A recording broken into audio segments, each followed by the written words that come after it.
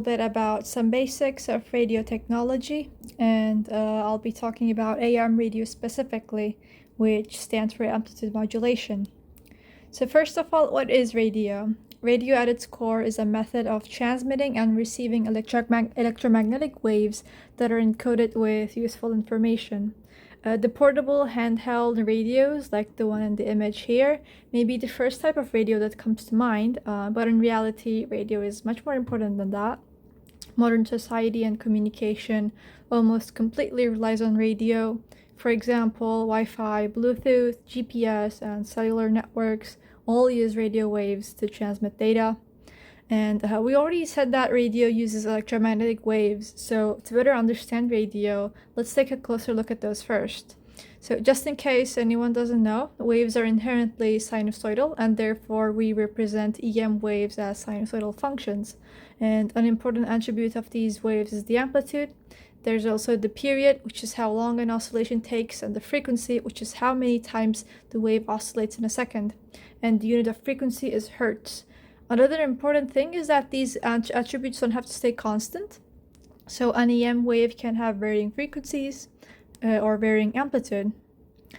Also, the electromagnetic spectrum is the range of all EM waves, and these waves are categorized based on their range of frequencies. For example, we call EM waves with frequencies between 400 and 800 terahertz light. And in comparison, radio waves are between 3 kilohertz and 300 gigahertz. The radio spectrum is also further divided into categories for specialized use to avoid interference. What happens is each radio station broadcasts its signal at a fixed frequency.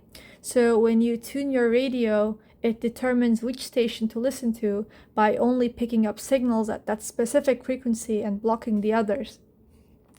So now that we have covered the basics, how do we actually encode information into these waves? Let's say we have a voice signal that looks like this. It doesn't resemble a sinusoid very much, and that's a problem. And also, a microphone is a device that can convert sound waves into electrical signals, so that's why the y-axis here is in volts, which is kind of like how strong the electric force is. So the louder the sound, the stronger the electrical signal. And so let's say we want to transmit this voice signal at a frequency of 1 megahertz. So if you want to listen to the signal, you would tune up your radio or receiver frequency to 1 megahertz. And at the bottom here is a simple sine wave with a frequency of 1 megahertz. And we will call this the carrier. Basically, what we want to do is make it so that our carrier signal somehow resembles our voice signal. And there are a lot of ways to achieve this, but the simplest and the most straightforward way is by amplitude modulation, which involves simply multiplying the carrier signal with the voice signal. And when we multiply these signals, the output signal is going to be a sinusoid with the same fundamental frequency as the carrier signal, but the amplitudes will be scaled based on our voice signal, because that's what multiplication does. And here's our output. And we have successfully modulated the amplitude of the carrier, and this is it for the transmission process. But now you may be asking yourself, hey, this doesn't really resemble the original voice signal that much. The overall shape of it does kind of match, but can we just listen to this? And the answer is no, but this is where our receiver comes in. And this is what a simple AM receiver circuit looks like. And don't worry, you don't need to understand all the circuit stuff and the notations. I'll just explain what each part does step by step. So first, we receive the modulated signal through the antenna. And next, this part of the circuit, called the tuner, it's in the red box here, selects which station we want to listen to. It does so by using a capacitor and an inductor together. You don't really need to know what those are, but basically, by adjusting their values, we can choose different frequencies according to the formula here.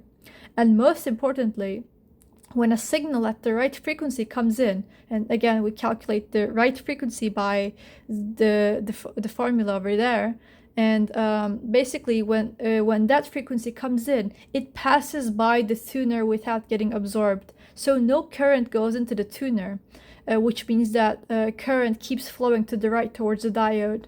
For signals at the wrong frequency, though, the tuner pulls the current into the ground, so we don't hear those. But when the correct signal reaches the diode only lets current through in one direction, to the right. But remember, our radio signal swings both positive and negative. So when the voltage goes negative, the current would normally reverse, but the diode blocks it because it only allows current to move forward. Therefore, we will be getting rid of the bottom half of our signal. And it looks much cleaner now and resembles our original voice signal more. It's still not quite there though, and we can do better. So our last step is to put a capacitor into our circuit. And the capacitor is the thing in the green box here. And what a capacitor basically does is it stores electrical energy temporarily. And because it can store energy, the voltage across the capacitor cannot change immediately. So when the input voltage suddenly plummets to zero, the capacitor takes a longer time to discharge. As you can see from the graph, the voltage across the capacitor decays exponentially instead of just plummeting to zero. And remember our signal again? You can see a lot of sharp drops, and we want to get rid of those. And so the capacitor does exactly that. And we will get something like this as a result. It's much smoother now, and it resembles the original signal much more. And here's the comparison again. It doesn't look perfect exactly, but that's mostly because of the scaling I used to make this easier to draw. So in reality, when we look at a voice signal and the carrier signal on top of each other, this is what it will kind of look like. The fundamental frequency of human speech is between 100 and 300 hertz typically. And so the purple wave here is 200 hertz, which is like kind of in the middle. And the green wave has a frequency of 1 megahertz. So it should give you an idea of how much better our output would look like if I hadn't drawn the carrier signal so stretched out horizontally. And in conclusion, AM radio works by sending audio signals through amplitude changes in radio waves. And it's still used today for news, talk shows, and emergency broadcasts because it can travel long distances and it's easy to receive. Even though newer technologies exist, AM radio remains an important part of communication. And thanks for listening, and I hope you get a little taste of electrical engineering through this speech. And for context, the background is the schematic of an AM transmitter I recently designed, and I'm currently working on testing and building